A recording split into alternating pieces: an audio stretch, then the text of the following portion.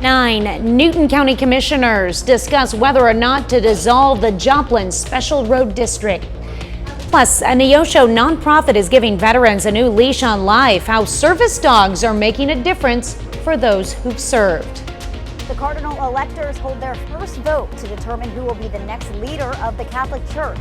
I'm Rebecca Castor in Rome with a look at potential frontrunners coming up. The 4 states' most watched news starts now. Commissioners decide not to dissolve the Joplin Special Road District. This is KOAM News at 9 on Fox 14. I'm Tanya Bach. The Joplin Special Road District maintains roads in both Newton and Jasper counties. Last month, the Jasper County Commissioners made the decision to do away with the Special Road District. But as KOAM's Melissa Alexis reports, that couldn't happen without getting a green light from Newton County as well. The turnout was amazing. I mean, I have no idea how many people showed up here, but it was a packed room. Many community members from Jasper County and Newton County attended the Newton County Commission public hearing to make their opinions about the Joplin Special Road District known. The hearing came about after a petition went around to disincorporate the Joplin Special Road District. Some people in attendance were community members that signed the petition. We signed a petition to dissolve the road district because we weren't getting anything done on our roads, and we now have mega potholes in the roads and everything, and we were told that we were under the special road district. And many in attendance had not signed the petition and are against the dissolution of the road district. We depend on them greatly. They definitely enhance the safety and just the ability for us to get in and out of our village. And again, it's not just us that live in the village, but thousands of people that live in Newton County use our roads to get in and out up to range line. In April, the Jasper County Commission voted unanimously to disband the Special Road District. But the Special Road District can't be dissolved without both Newton County and Jasper County Commissioners voting in favor of dissolving it.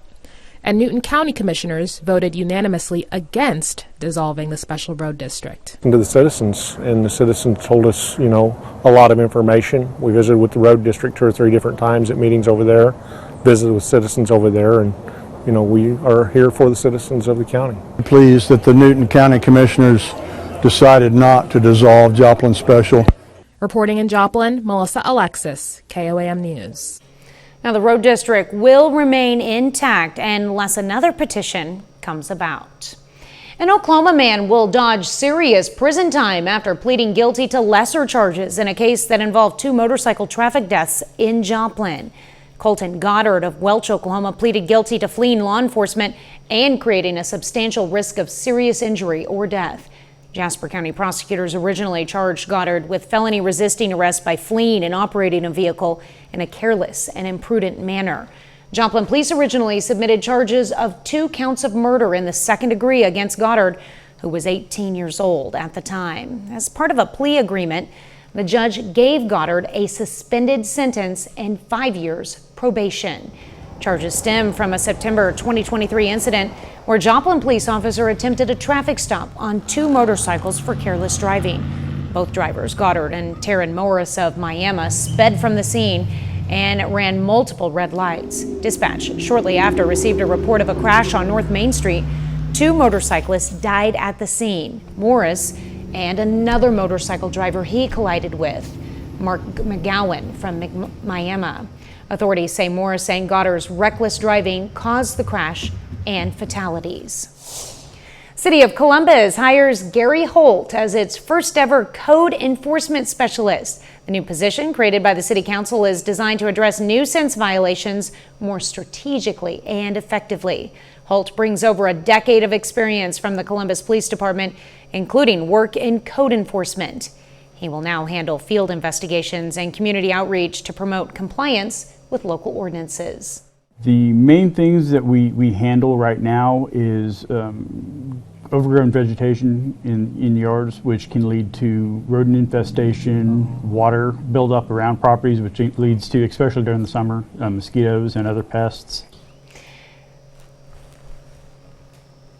City officials say the role is a key part of their plan to improve quality of life across Columbus. Chief Meteorologist Doug Hetty joins us with a first look at weather.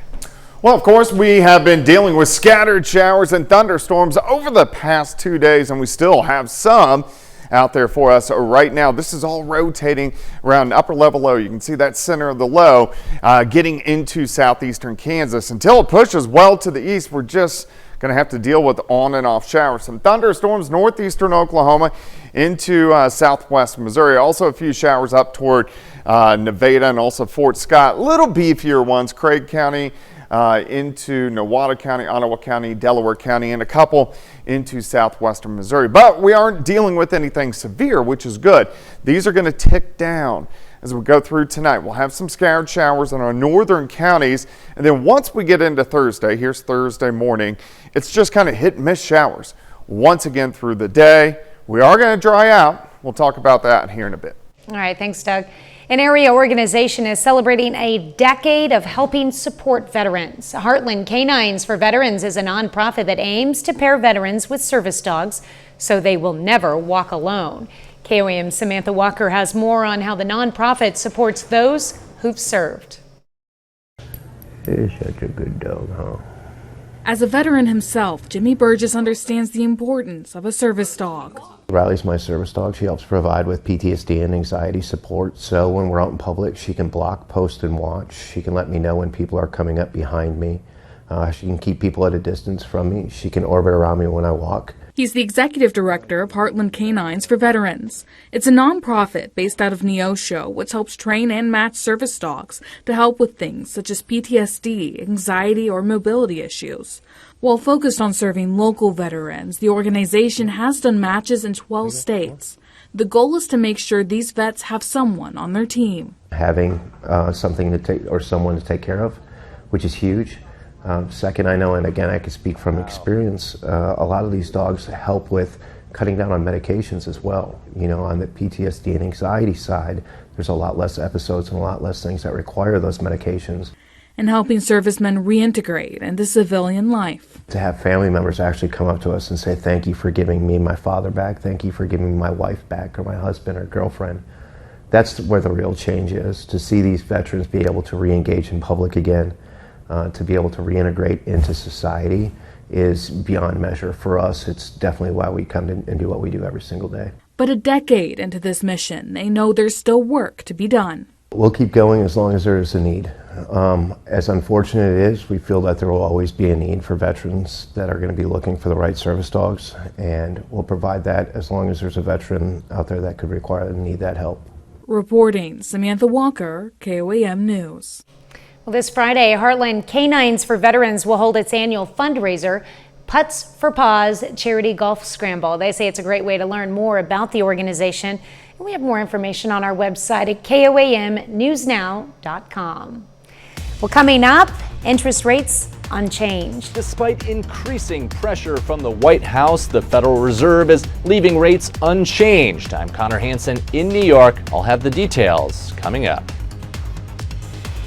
But up first, in Health Watch, nearly 800,000 people in the U.S. experience a stroke every year. With May marking Stroke Awareness Month, doctors are educating the public about the signs and symptoms in hopes of helping to speed treatment.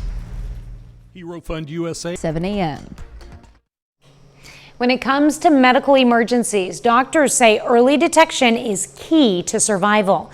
Now, the same can be said for increasing awareness about the symptoms surrounding major health scares. And with May marking Stroke Awareness Month, there are several signs that you can be on the lookout for that may signal someone needs help. Ted Linder reports. State suffers a stroke every 40 seconds, with CDC data revealing nearly 800,000 stroke cases every year. Roughly 1 in 4 of these are in people who have previously had a stroke. There are two main types of stroke. An ischemic stroke is where one of the blood vessels to the brain becomes blocked off. And a hemorrhagic stroke is where there is a bleed in the brain. Doctors say several factors can cause this medical emergency. High blood pressure, smoking, high cholesterol, diabetes, and sleep apnea. The buildup of plaque in the blood vessels of the head or neck that feed the brain, or an irregular heart rhythm called atrial fibrillation. Symptoms typically come on quick. Sudden onset, weakness in the arms or legs, sensation problems, language problems, speech problems, vision problems, or balance problems. Swift action can help save lives. A common reaction to having sudden onset neurological symptoms is actually to try to sleep it off. I want you to call 911 and go straight to the hospital, because there are some emergency treatments that we can only do within 4.5 hours of your symptoms coming on. Doctors say the Be Fast acronym is helpful for remembering symptoms. B stands for balance, sudden onset loss of balance or change in balance. E stands for eyes, sudden onset loss of vision. F is for face, sudden onset face drooping. A is for arm, sudden onset arm or even leg weakness. And S is for speech. T in Be Fast is for time. Ted Lindner, Fox News. Well, Doug is next with a complete look at your forecast. And later, cemetery restoration in southwest Missouri is underway after last week's storms, but it could take months.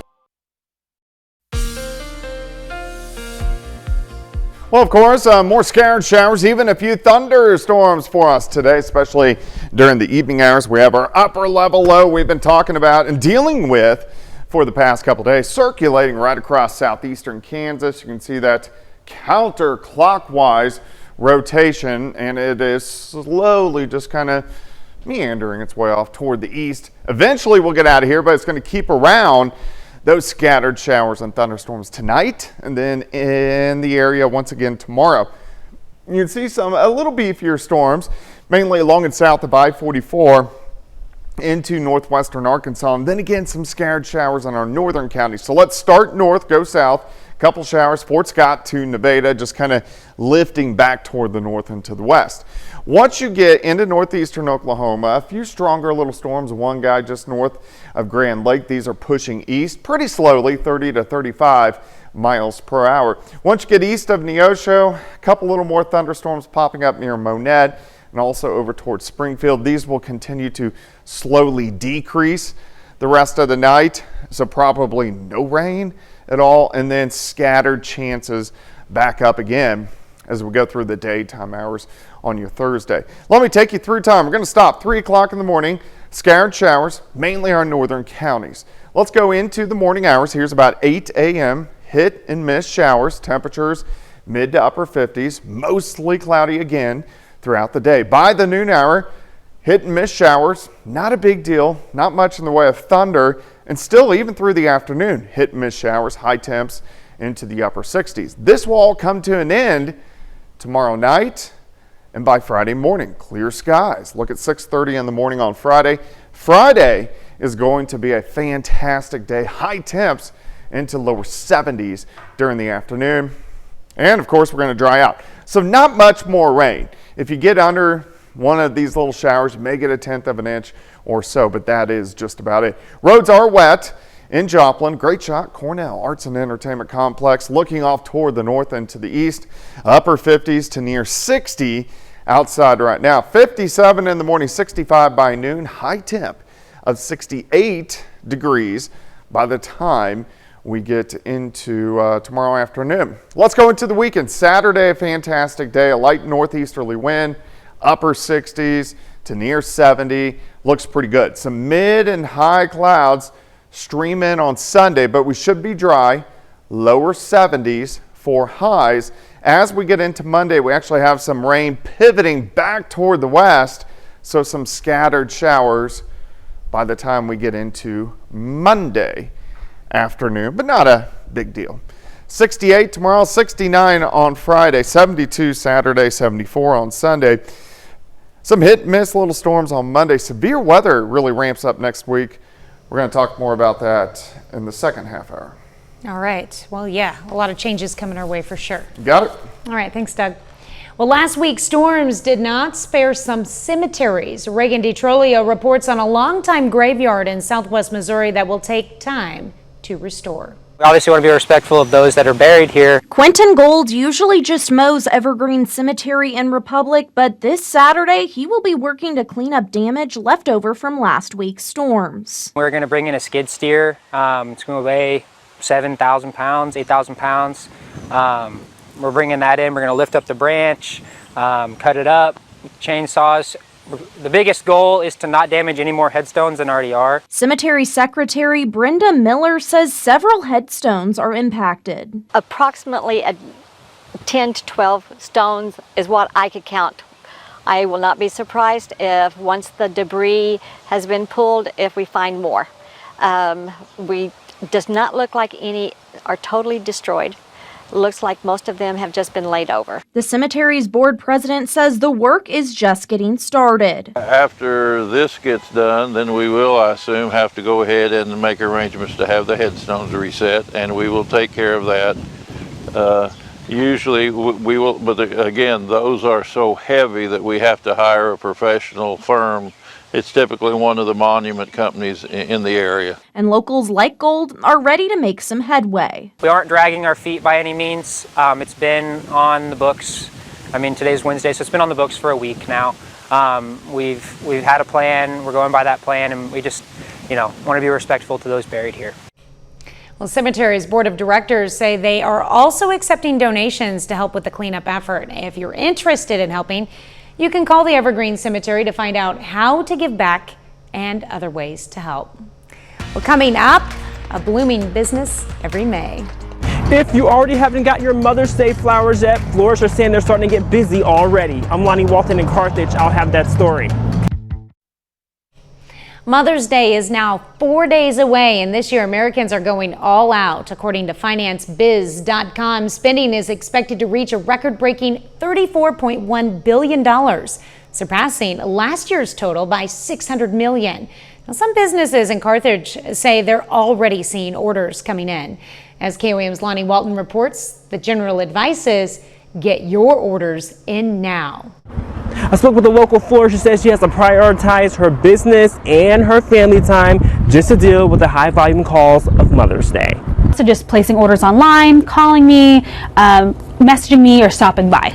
Erin Dry is the owner of Midwest Floral in Carthage. She says she's been busy trying to get through all the high volume calls of Mother's Day. We have 2 small children. We have a 2-year-old and a 4-month-old. So on top of not having sleep because I have an infant, I'm also worried and stressed that we won't get all the flowers out on time. And it doesn't stop there. Florette business says they had double the amount of calls as well. Yes, we've been busy. Mayola Smith from Florette says this week holds a lot of celebrations. We have Mother's Day, Teacher Appreciation, Daycare Provider Week, Nurses Week. And she, like Erin, says it's been hard work, but they're keeping it together. We're showing up to work and we're staying positive and having fun while we do it. Erin says she's keeping everybody happy, especially those kids. Saturday, we are doing a bloom bar here, so you can bring your kids and they can actually make a little bouquet for their moms. And Smith says start putting those orders in because they're ready. The sooner the better, just so we can ensure if they're needing specific colors or flowers. Though both businesses are very excited about handling the amount of calls, they say they're doing a good job keeping it together. Reporting in Carthage, I'm Lonnie Walton, KOAM News. Well, according to FinanceBiz.com, Mother's Day is ranked 3rd in selling greeting cards, with Christmas and Valentine's taking the lead.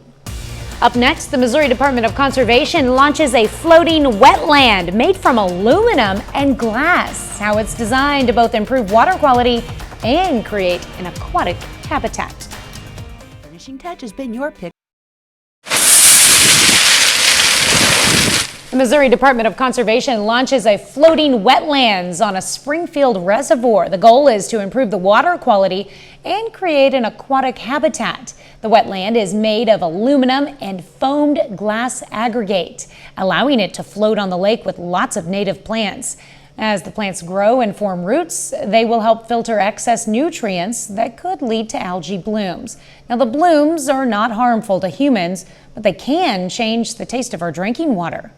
Every now and then we get that off taste in our water because we're source water from lakes and streams.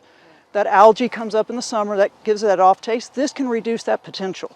Then in the long run, save, eventually as these get going and get bigger, save us on management money that we use for algicides and stuff like that. This is the 2nd year of this program. TVET says it will take at least 3 years to fully see the benefits, since the plants need time to grow and develop. 30 more minutes of news, weather, and sports coming your way. The Federal Reserve holds interest rates steady as questions grow over tariff impacts and presidential pressure. And black smoke rises from the Sistine Chapel as cardinals fail to elect a new pope on the first day of the conclave. Mattress. You're watching the 4 states' most watched news.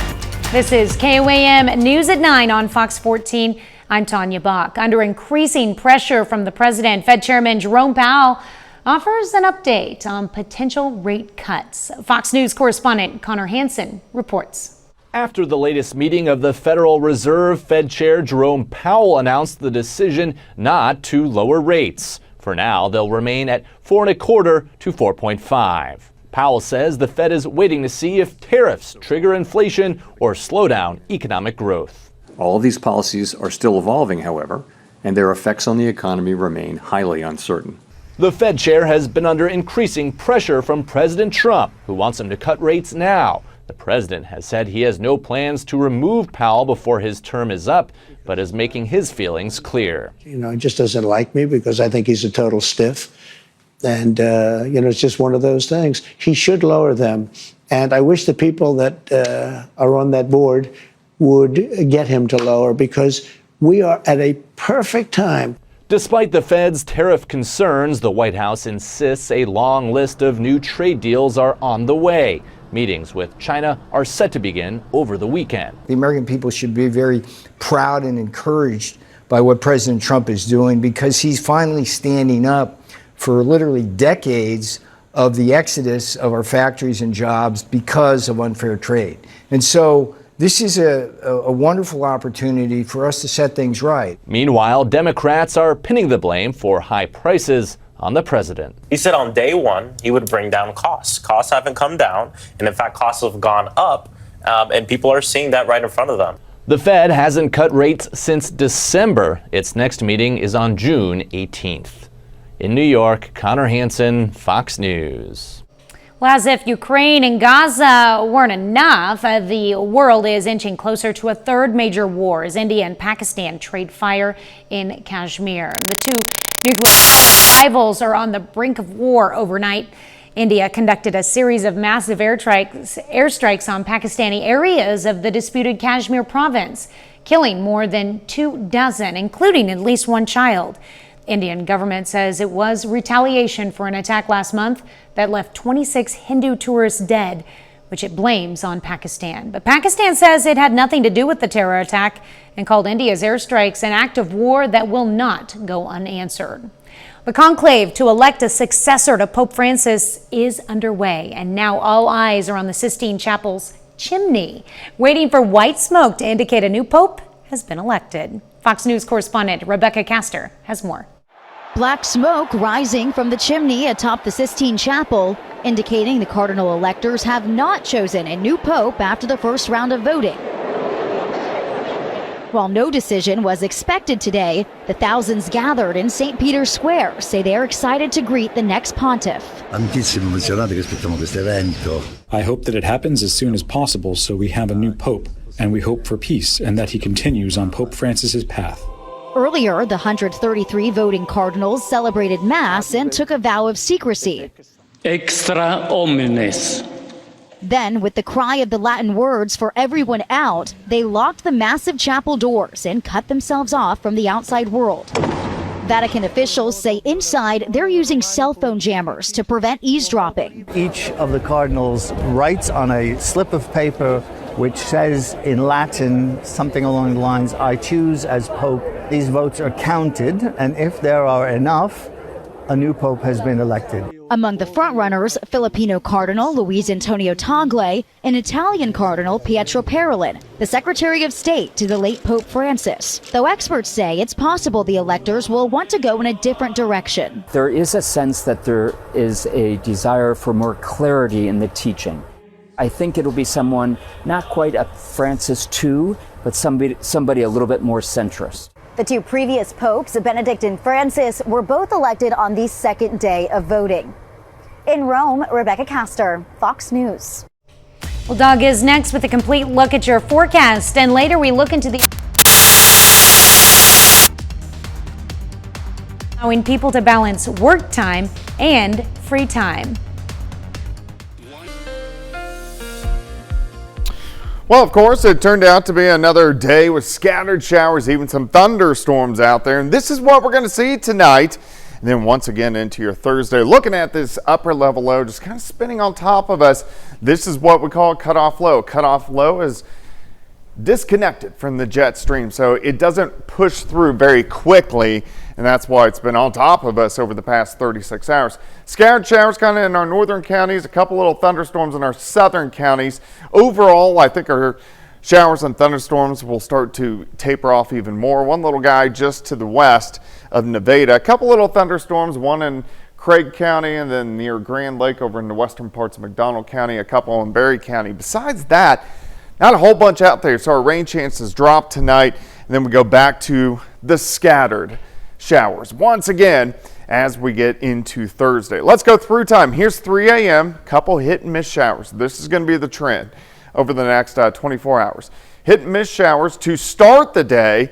As we go through the morning, by the noon hour, again, hit and miss showers. I think 30 to 40% of this area will get some rain for us tomorrow. So I think 30%, 30 or 40% will get rain, so that's why I'm going 30 or 40% chance. Hit and miss showers through the afternoon. Everything kind of dies down tomorrow night, and then kind of a cool start on Friday morning. Once we get to Friday afternoon, great day as we go into lower 70s for highs. So not much more rain, which is good, and it hasn't been heavy, so we haven't had to deal with flash flooding, but maybe upwards to 1/10 of an inch with a few more of these storms. Looks good right now. Cornell Arts and Entertainment Complex, Tower Cam. We are looking northeast right through downtown, upper 50s to lower 60s across the region. Day planner for you tomorrow, 57 to start, 65 by noon, high temp of 68 degrees. We're going to check out your weekend. Then we're going to look at our next severe weather chance. Saturday, pretty good. Lower 70s, quite a bit of sunshine. Mid and upper level clouds stream in. This is going to be for Sunday, but they're high clouds, not a huge deal. But a few of these showers may sneak back in once we get into a Monday afternoon. So we're at least going to go low chances as we go into Monday. Severe threat returns next Wednesday, Thursday, a second system, Friday, Saturday. So out of those 4 days, I think we'll at least have the potential for severe weather, at least 2 of those 4 days. Let me show you why. So here's our upper level low now, hangs out Gulf Coast, gives us a few showers because it sneaks back in Monday and then ejects out with our next system. This is a much stronger system. The jet stream on top of us, this will give us chances for showers and thunderstorms, possibly severe. Here's Friday. Here's the next system that ejects out. So it gets kind of active once we get into the middle of May. 68 tomorrow, 69 on Friday. 70s over the weekend, sunshine, and 80s next week. So it's going to feel like May once we get to next week. Finally, it's been a little cold. It has been. All right, thanks, Doug. Well, still ahead, Missouri Southern Baseball plays its first game at the MIAA tournament. Plus, we hear from the top minor league prospect in the Royals organization. John Dales has those stories and more up next in sports. Cardinals baseball. It's day one of the 2025 MIAA baseball tournament, and from here on out, Missouri Southern essentially plays with the mindset that every game is win or go home. First game of the MIAA tournament, 8-seed Missouri Southern against 9-seed Emporia State. Bottom of the first, Drew Townsend gets things going with a leadoff single, and he advances to second after the right fielder mishandles that ball. Then Braden Lucart comes to bat with 1 out. He drives this one deep to right field. That is way out of here. His 7th home run of the year. Lions jump out to a 2-0 lead. In the second, Hornets with a runner on second, 2 out. Kyle Moore gets a swinging strikeout. He goes 7 innings with 5 strikeouts, allowing just 1 earned run. Bottom of the frame, Blake Jones ropes one down the left field line. He coasts into second with a double. This one remains close all the way until the bottom of the 8th. That's when the Lions score 4 runs. They win 7-3 and will face the regular season conference champion Central Missouri in the quarterfinals tomorrow. And more of our local high school seniors continue to finalize their plans for the future. Today, that includes some student athletes at McDonald County and Joplin. And this morning at McDonald County High School, 3 Mustang student athletes signed to play their sport at the next level.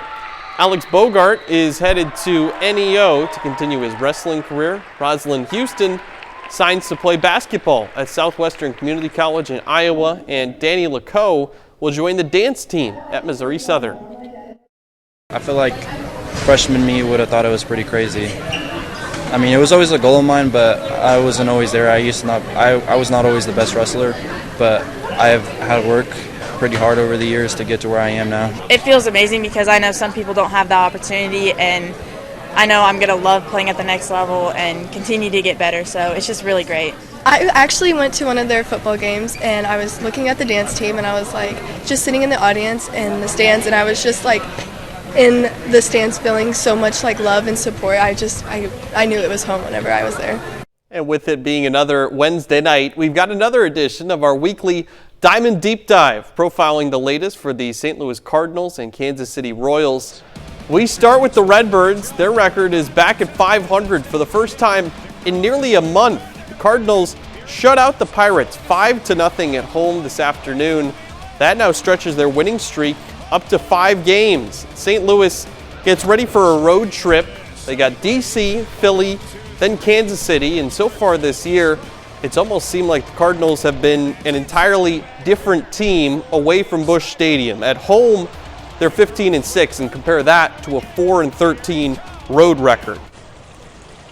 The Royals, meanwhile, beat the White Sox 2-1 tonight. They've now won 14 of their last 16, and as good as things look for Kansas City right now, they might get even better down the line.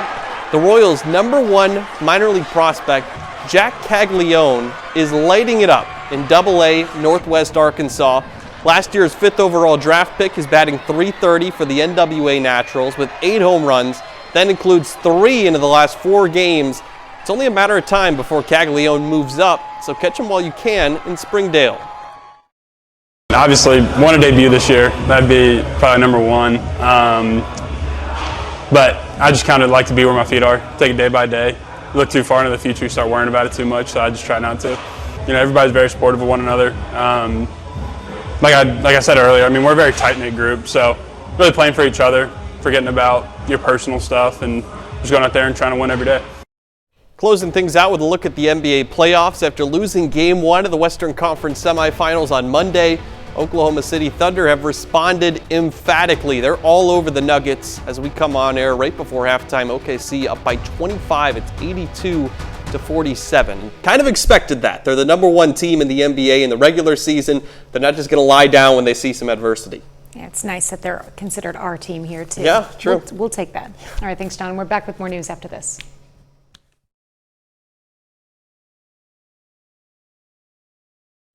There's a new trend emerging as more and more young adults are seeking to balance work time and free time. Fox News multimedia reporter Oliviana Comes is in St. Louis, where she spoke to some people who are deciding to call it quits, at least for a little while. They call them mini or micro retirement. Some say it's because they want to travel or do personal projects. Others say they're downright burnt out.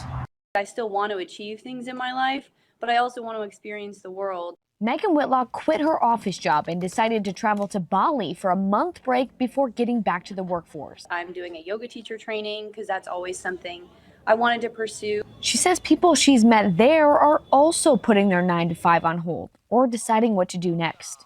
Press. Inhale, right foot up high. There was like 5, 7 of us that all were like, I hated my corporate job, I'm taking a break. And it wasn't just people in the U.S.